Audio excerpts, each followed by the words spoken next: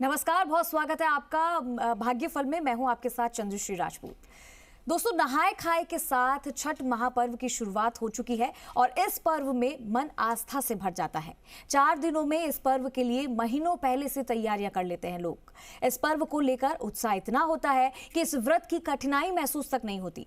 इस पर्व में आस्था की नई ऊर्जा का संचार कर जाती है। आइए जानते हैं पहले दिन नहाय खाए का महत्व क्या होता है और क्यों मनाया जाता है ये छठ पर्व। इस विषय पर हमें विस्तार से जानकारी देने के लिए हमारे साथ जुड़ रहे हैं ज्योतिष परिषद एवं शोध संस्थान अध्यक्ष ज्योतिषाचार्य पंडित पुरुषोत्तम गौड़ जी। आचार्य जी, बहुत बहुत स्वागत है आपका हमारे इस खास पेशकश में। जी धन्यवाद। श्री राम जय राम जय जय राम, मेरे राम की जय हो।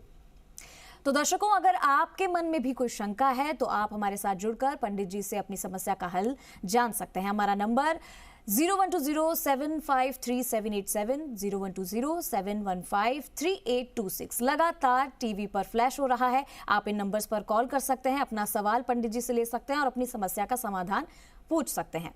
तो आज छठ का महापर्व जिस तरीके से नहाय खाए से शुरू हो चुका है, उसको लेकर कैसी तैयारियां हैं, कैसे मनाया जाता है और क्यों मनाया जाता है, इन्हीं चीज़ों को लेकर हमारा एक खास कार्यक्रम है जिसके बारे में हम आपको बताएंगे और चर्चा करेंगे हमारे आचार्य जी से। ये लगातार नंबर हम टीवी स्क्रीन पर फ्लैश कर रहे हैं। अगर आपको कोई सवाल पूछना है तो आप इन नंबर्स पर कॉल कर सकते हैं। तो आचार्य जी, आज हम बात कर रहे हैं नहाय खाए की, और क्योंकि महापर्व जो छठ है वो शुरू हो चुका है। सबसे पहले तो शायद जिन्हें नहीं मालूम है उन्हें भी पता होना चाहिए कि छठ पर्व क्यों मनाया जाता है, कैसे मनाया जाता है, और पहला दिन क्योंकि नहाय खाए का होता है, आज से शुरू हो गया है, उसका क्या महत्व है जीवन में।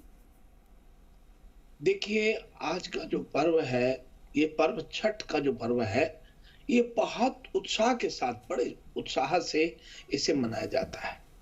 और ये बात सही है कि ये पर्व को मनाने के लिए मन में आस्था होनी चाहिए और 4 दिनों के इस पर्व के लिए महीनों पहले तैयारियां शुरू हो जाती है। इस पर्व में आस्था एक नई ऊर्जा का संचार करती है और आप ये मान के चलिए कि पूर्वांचल के लोगों का ये महापर्व छठ की शुरुआत यदि आज से होगी। नहाय खाए के साथ लोक आस्था का पर्व, प्रकृति पर्व, सूर्य उपासना के पर्व की शुरुआत आज हो रही है। 4 दिनों तक चलने वाले इस महापर्व का समापन सोमवार को सुबह उगते हुए सूर्य अर्घ के साथ होता है।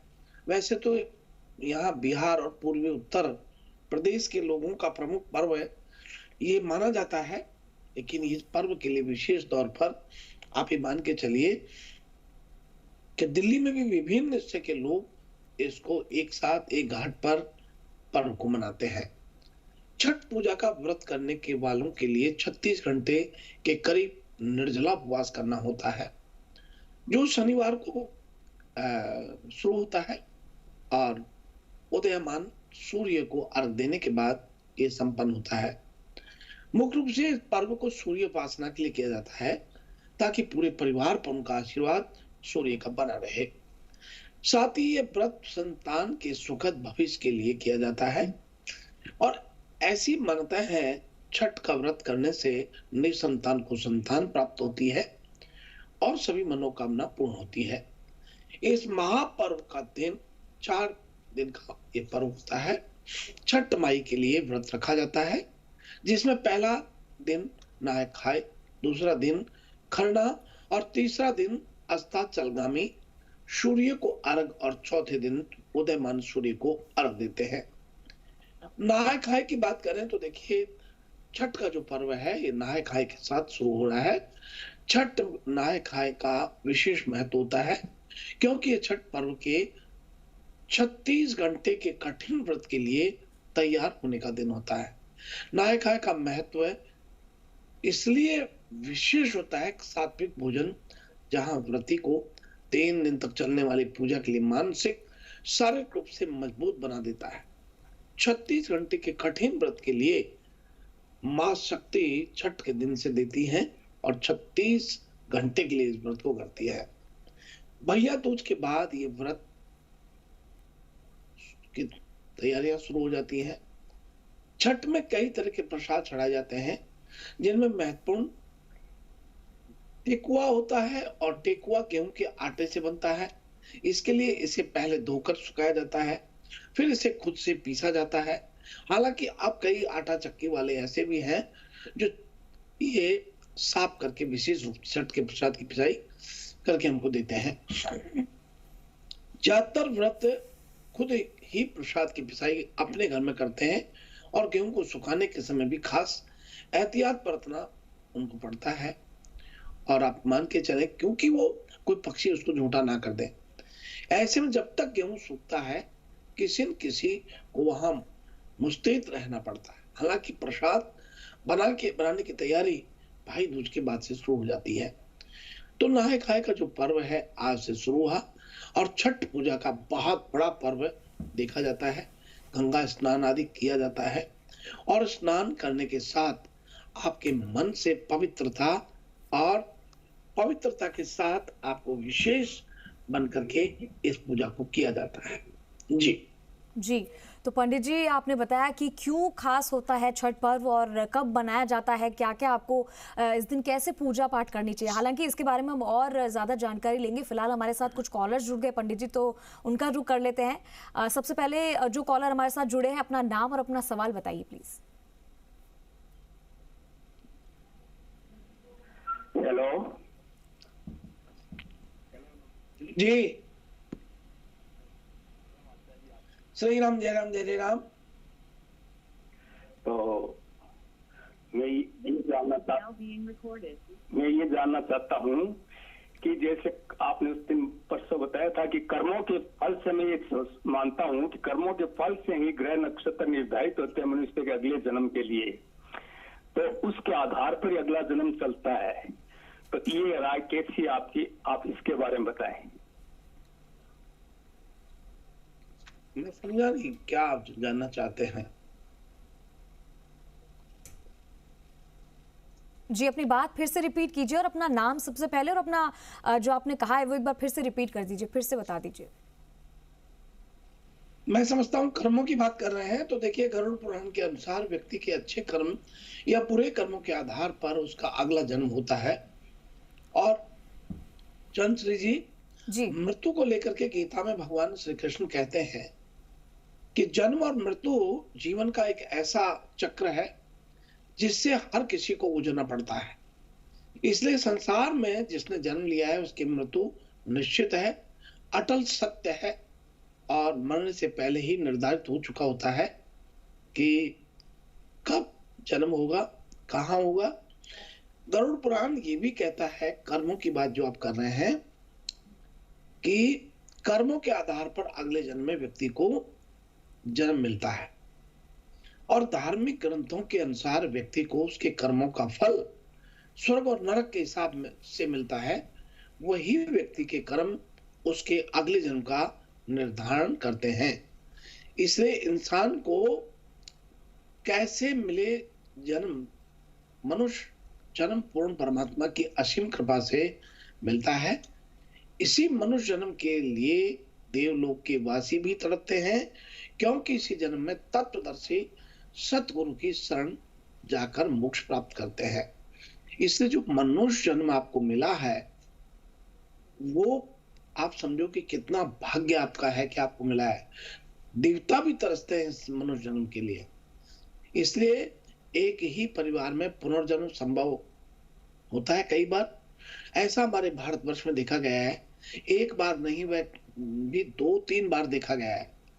एक ही घर में जो बच्चा जन्म लेता है उसको उस घर के पुराने लोगों की याद और नाम याद रहते हैं। कई बार सुनने में और देखने में आया है। और गीता के अनुसार जिसका जन्म निश्चित है उसका मरण भी निश्चित है। इसलिए ये जो आपने प्रश्न किया मैं समझता हूँ सभी दर्शकों के लिए बहुत महत्वपूर्ण है। लेकिन आप ये मान के चलें कि व्यक्ति को गीता में महिलाओं के बारे में भी लिखा है कि माम ही व्यापासित्या ये अपि इशुपायोपना स्त्रो वैश्या आस्था शूद्रास्तपि यंती परागति। कहते हैं कि स्त्री वैश्य शूद्र और पाप योनि में जन्म लोग भी मेरे आश्रित होकर के परम गति को प्राप्त करते हैं। इसलिए आपके कर्म बहुत जरूरी हैं। कहते ना कि आपने देखा होगा श्री रामचरितमानस में भी लिखा है, प्रारब्ध पहले रचा पीछे रचा शरीर, तुलसी चिंता क्यों करे भजले श्री रघुवीर। तो भगवान ने कहा प्रारब्ध को पहले रचा है, आपके कर्म अच्छे होने चाहिए, उसी से आपको जन्म प्राप्त होता है। जी, तो ये तो आपने बहुत ही अच्छी बातें बताई है आचार्य जी, लेकिन हमारे साथ कुछ और कॉलर्स भी जुड़ गए हैं, जरा उनका भी रुख कर लेते हैं हम। हमारे साथ जो कॉलर जुड़े हैं, प्लीज अपना नाम और अपना सवाल बताइए। मैडम, मेरा नाम आशुतोष है, मैं जयपुर से बोल रहा हूँ जी। मेरा सवाल थोड़ा सा हट के है पंडित जी से। आज भारत और ऑस्ट्रेलिया का फाइनल मैच भी है और आज सभी देशवासियों के मतलब कि सब ये इच्छा है कि मतलब क्या होगा इस मैच में, बहुत बड़ा मुकाबला है। तो मैं भी यही जानना चाह रहा था कि आज के मैच में क्या होगा, क्या भारत की जीत होगी आज? पंडित जी हमको थोड़ा सा इस बारे में बताएं। देखिए, आपका बहुत स्वागत है हमारे कार्यक्रम में और मैं समझता हूं कि लाखों करोड़ों भारतीयों के लिए बहुत बहुत मंगल शुभकामनाएं इस मैच के लेकर के। लेकिन हमको आज से करीब 7 साल पहले ये आदेश हुआ कि आपके मैच की प्रेडिक्शन नहीं करेंगे या इलेक्शन की प्रेडिक्शन नहीं करेंगे। उसका कारण क्या है? व्यक्ति विशेष को तो हम कह देते हैं, लेकिन ऐसे नहीं बोल सकते सार्वजनिक। लोग हमारी बात सुन करके सट्टे लगाते हैं, लोग इसका गलत तरीके से बात हो जाती है और कई बेचारे बर्बाद हो जाते हैं। और जो हमको सुन रहे हैं वो ठीक है, उनको लाभ हुआ, लेकिन कितने लोग बर्बाद हो जाते हैं। इसलिए इसको मैं सार्वजनिक रूप से प्रेडिक्शन नहीं करूंगा, पर मैं इतना जरूर कहूंगा कि आप और हम माँ भारत की धरती पर विराजमान है, तो भारत माता की जय, मैं इतना बोलूंगा, इसके अलावा कुछ भी नहीं। मैं तो भारत माता की जय ही बोलूंगा। जी, तो हम जी राजस्थान के माध्यम से जो ये कार्यक्रम आप सबके सामने लेकर आते हैं, इसमें हम जानते हैं कि, और आप भी समझिए कि आपको इस तरीके से सवाल आप कीजिए जो आपकी ज़िंदगी से जुड़ा हुआ हो, जिसमें आप बेहतर जानना चाहते हो कि आपके भविष्य में के लिए क्या सही है। गुरुजी से आप ऐसी कुछ टिप्स ले सकते हैं। तो इसी के साथ मैं अगले कॉलर का रुख करूँगी आचार्य जी, और मैं चाहूँगी कि जो भी कॉलर हमारे साथ जुड़ा है, प्लीज़ अपना नाम और सवाल बताइए।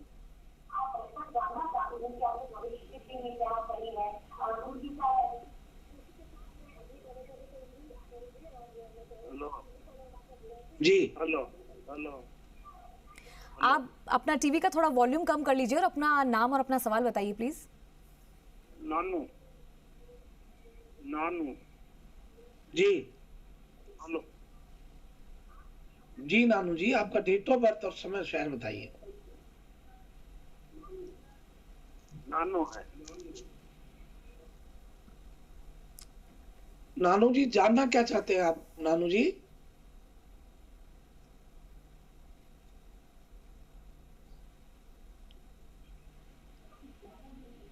लगता है उन्हें आवाज नहीं मिल पा रही है। कोई बात नहीं, हम अगले कॉलर का रुख करते हैं आचार्य जी, और हमारे साथ जो अगला कॉलर जुड़ा है, अपना प्लीज नाम और सवाल बताइए।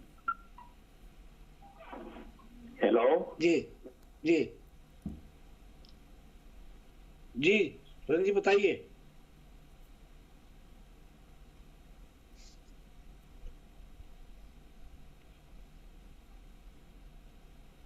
लगता है आचार्य जी आज किसी का संपर्क हमसे नहीं हो पा रहा है। कोई बात नहीं, लेकिन हम आज बात कर रहे थे छठ पर्व की, तो जब तक हमारे साथ कोई कॉलर जुड़ता है हम इसी पर चर्चा कर लेते हैं। आज आपने बताया कि इसका क्या महत्व होता है, क्यों नहाय खाए महत्वपूर्ण है। तो पंडित जी, आज के दिन क्या खास करना चाहिए, किन बातों का ध्यान रखना चाहिए और कौन सी ऐसी चीजें जो नहीं करनी चाहिए, अगर हम जल्दी से ये जान ले तो? देखिए, बात सही है कि आज के दिन क्या विशेष करें, तो छठ पूजा का व्रत संतान की दीर्घायु और खुशहाल जीवन के लिए किया जाता है। इस दौरान महिलाएं निर्जला उपवास रखती हैं और छठ के पहले दिन नहाय खाए, दूसरे दिन खरना, तीसरे दिन डूबते हुए सूर्य को अर्घ दिया जाता है और फिर अगले दिन उगते हुए सूर्य को अर्घ दिया जाता है। छठ महापर्व का इस प्रकार से जो है प्रोग्राम रहता है। विशेष रूप से छठ पूजा का जो है, छठ माता का पति कौन है, ये आपको जानकारी में लाना चाहता हूं। पुराणों के अनुसार छठी मैया के पति का नाम कार्तिकेय है। शिव जी और माता पार्वती के पुत्र हैं। कार्तिकेय छठी माता के अर्धांग हैं। इसलिए छठ किसकी पुत्री थी? पौराणिक कथाओं के अनुसार छठ मैया ब्रह्मा जी की मानस पुत्री थी और भगवान सूर्य की बहन है। षष्ठी देवी यानी छठ मैया संतान प्राप्ति की देवी हैं और शरीर के मालिक भगवान सूर्य हैं। माना जाता है कि ब्रह्मा जी ने सृष्टि की रचना करते हुए खुद को दो भागों में विभाजित किया था। एक भाग पुरुष और दूसरा भाग प्रकृति का रूप है। इसलिए छठ मैया की जो है पूजा अर्चना, और छठ मैया किसकी पत्नी थी ये भी आप सुन लीजिए। कार्तिकेय भगवान की शिव माता पार्वती के पुत्र की थी। और छठ माता की सवारी क्या है ये आपके जहन में प्रश्न आते होंगे, इससे बहुत सामान्य प्रश्न मैं आपको बता रहा हूँ। भारत में खास करके बिहार के छठ का त्योहार धूमधाम से मनाया जाता है। इस मौके पर सूर्य देवता छठी माता की पूजा की जाती है, लेकिन छठी माता के वाहन के बारे में कम ही लोगों की जानकारी है। छठी माता का वाहन बिल्ली है, शायद किसी को पता हो, बिल्ली छठी माता का वाहन है। छठ पूजा भगवान सूर्य के साथ छठी माया की पूजा उपासना विधि विधान के साथ करनी चाहिए। कठिन व्रत में से एक व्रत माना गया है।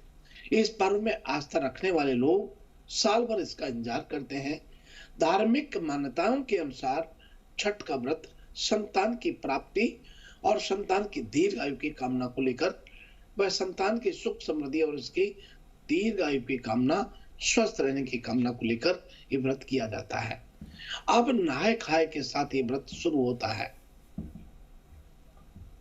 जी जी पंडित जी, और अब जल्दी से रुक कर लेते हैं, हमारे दर्शकों को बेसब्री से इंतजार है राशिफल का, तो फटाफट अंदाज में हम देख लेते हैं कि आज की 12 राशियां कौन कौन सी है। तो आइए हम सबसे प्रथम बात कर रहे हैं मेष राशि से। आज प्राइवेट जॉब कर रहे लोगों को आज के दिन नए अवसर प्राप्त होंगे, लेकिन किसी भी निर्णय को लेने से पहले अपनों से और अपने बड़ों से परामर्श आप जरूर ले लें। और अब आइए इसी क्रम में अगली राशि का रुख करते हैं वृषभ राशि वाले लोगों के लिए।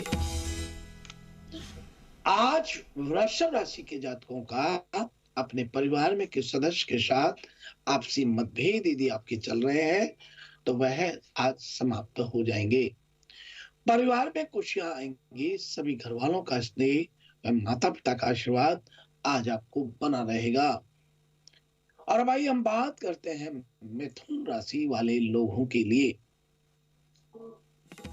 आज मिथुन राशि के जातकों को रिलेशन में रह रहे लोगों का दिन विशेष मनमुटाव देने वाला हो सकता है।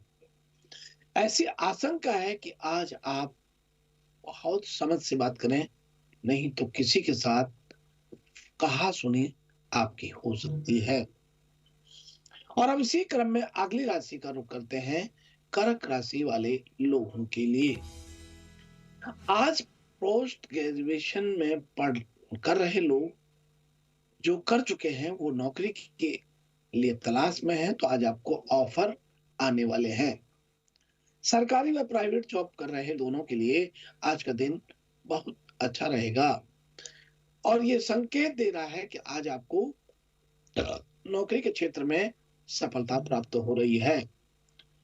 और अब इसी क्रम में आगे बढ़ते हैं और बात करते हैं सिंह राशि वाले लोगों के लिए।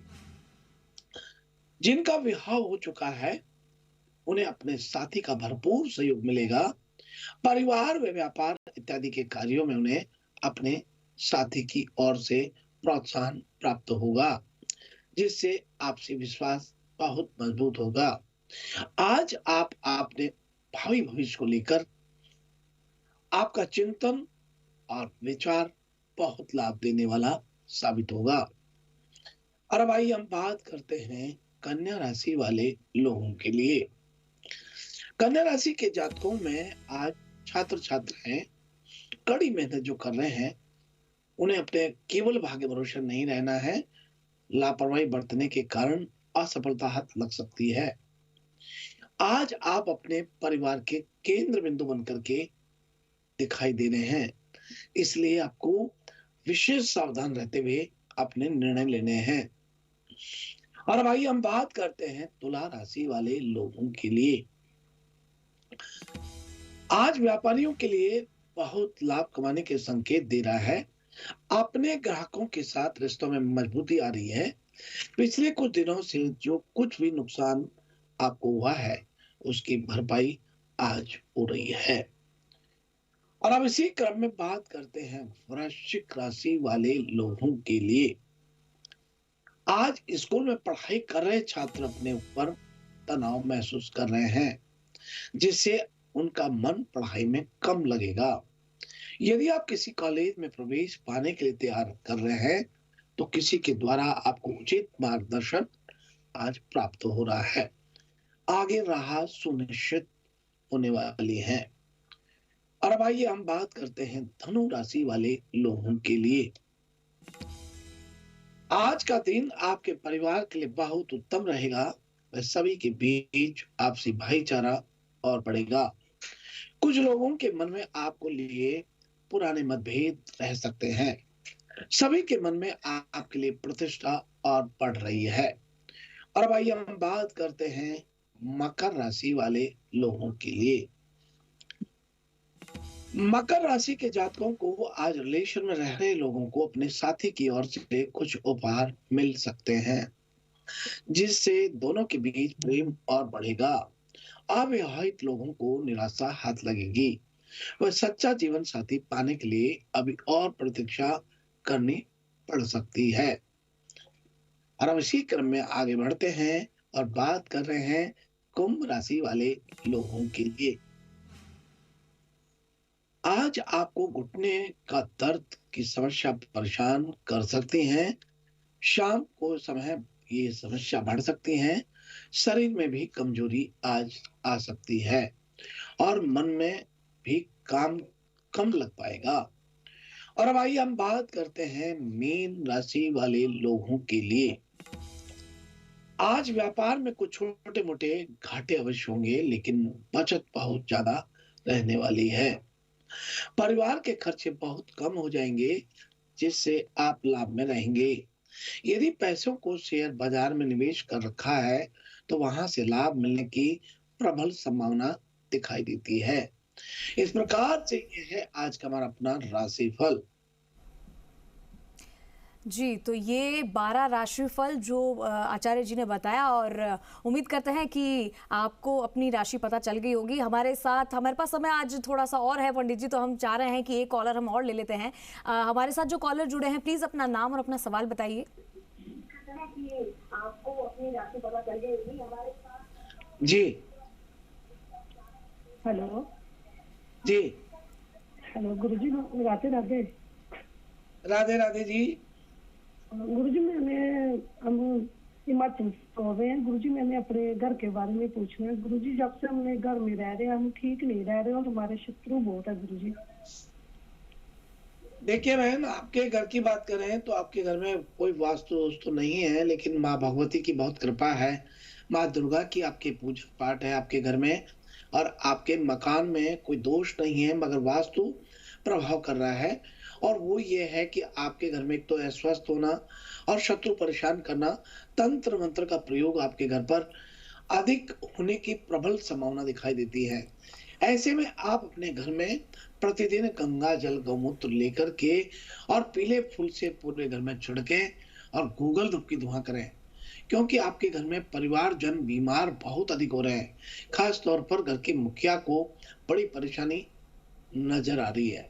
इसलिए आप ये कीजिए, आपको जरूर सफलता मिलेगी। बहुत मंगल शुभकामनाएं।